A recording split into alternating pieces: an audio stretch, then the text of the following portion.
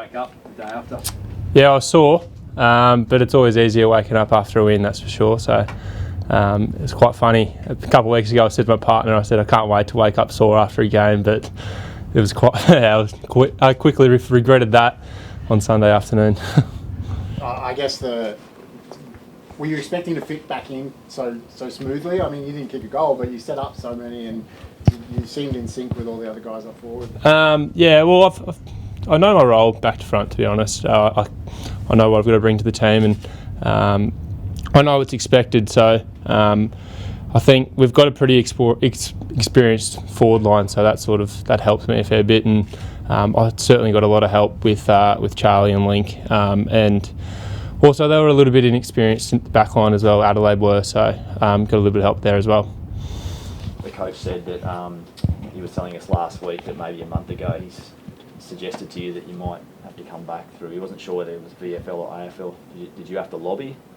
Look, I wasn't really too fussed whether if it was AFL or VFL, but the thing was that the VFL had a bye, so I was pushing pretty hard. I penciled this date in, or actually penciled in the week before to at the start of my rehab to try and get back, but I think I ticked over on Friday the 10-month mark since surgery, so a realistic goal was probably this weekend, the weekend just gone, so it was always on the cards, and I was certainly pushing for AFL just because the VFL had a bye, but I didn't mind if I had to play VFL or AFL. I wasn't too fussed. I was just happy to be out there and prepping for a game.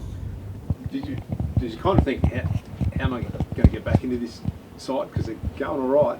Yeah, they were going well, weren't they? We're a really, really dangerous team up forward. I mean, I got to see the game from a different perspective as well. I did a bit of coaching in the VFL, and I mean, I haven't really sat on the sidelines and watched too many of our games. So to see some games live, it certainly made me look at it from a different perspective. So I think I can have a different output, and I think some people saw that a different game to me on the weekend.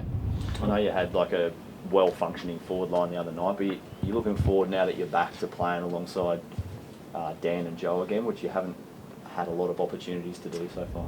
Yeah, probably had about 10 weeks with them last year, so I'm certainly excited, and I'm sure we'll cause some havoc in the back half of the year if we can get back and play together. I'm excited to play with them. They're both quality players, so yeah, it'll be good when we're all up and going. How did that, like you just said, that you said sort of seeing the game from a different sort of view, sort of in what way did that sort of help you on the field, the other night? Well, I actually didn't, at quarter time and three-quarter time, I didn't realise how little time you get with the coach. I was lucky enough during COVID, one of our coaches got COVID, and an opportunity arose when I got to help out with the AFL team. And I mean, travelling from up in the stands all the way down to get and see the players, it was you get like 2-3 minutes with them, and then Fager's got to talk to them. So just little things like that, and just sort of understanding the game a little bit better. Yeah, that's probably about it.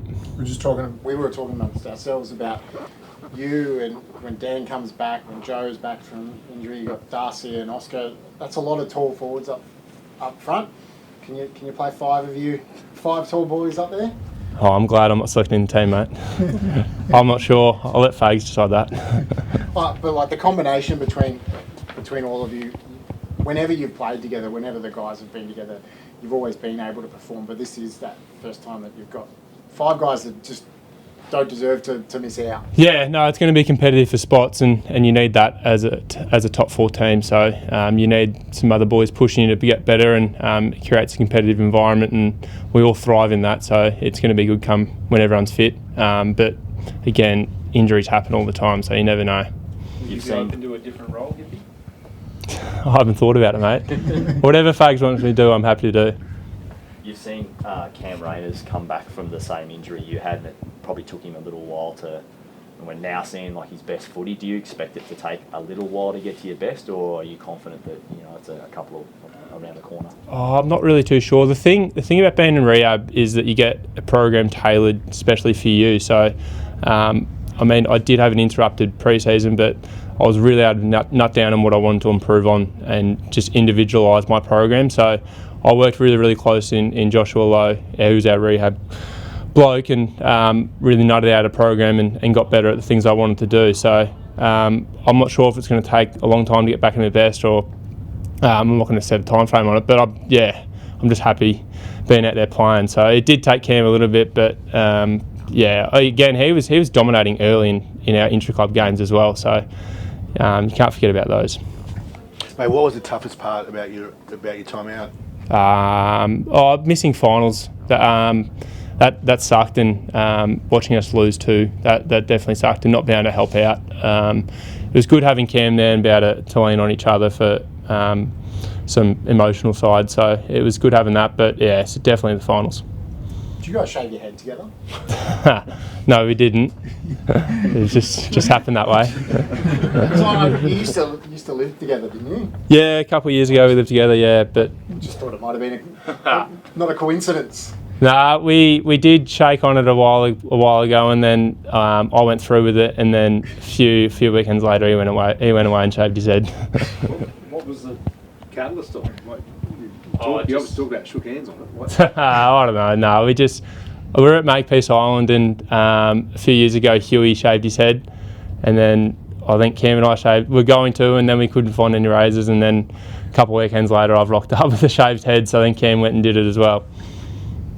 Eric, 8-1. Is this the best that you think the club's sort of position to maybe go and win the flag in your time here? Well, statistically, it is our best start, but again, it's probably too early in the year to be saying that. We've really got to look at it as just next week, because the competition is so close. It is so even. There is no easy wins, and you've got to rock up to play every week. It's never easy in Tassie against the Hawthorn side. They've got a pretty good record down there. Yeah, they beat us pretty comfortably last time we were down there. But we love travelling on the road, and I guess we get to go back to Fags' hometown, which is exciting as well. So we'll rally together and go again. Double travel as well, which is exciting. We can, Charlie was saying yesterday he was told he's not allowed to wear the long sleeve jumper anymore. Have you ever got that from Fags, that you can't wear long sleeves? No, I didn't know he's allowed to. Oh, kick 4 and he's allowed to wear long sleeves, I would have thought. He said Fags said he's not allowed to do it ever again. I think Charlie, credit to him, because he had a sore back going into the game, and I think that's why he did actually wear the long sleeves, to comfort himself a little bit more. And if you kick having 5 shots on goal, I think he can do what he wants. He said he owes you a couple of coffees this week for giving him 3 of those goals. Think he'll cough up? Yeah, he probably should have passed the first one off to Jared, but yeah, he's already bought me one. Did you feel, I know you probably had a lot of stuff going on, but did you feel that they were coming at you more than in the past? Because now you guys are the hunted.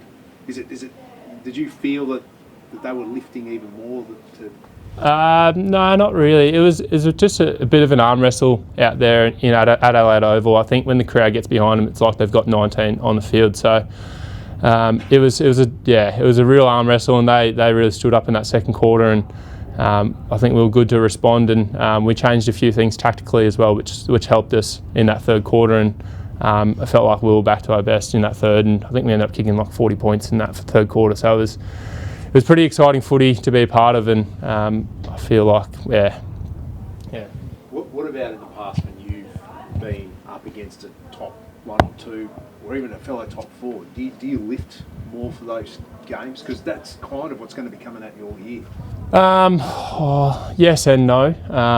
We thrive on playing against top 4 teams, but like I said earlier, the competition is so close, and if you're off by 1-2%, any team can beat you. So we've just got to take it as week by week. So you can't really look too far ahead, and that's the Hawks this weekend.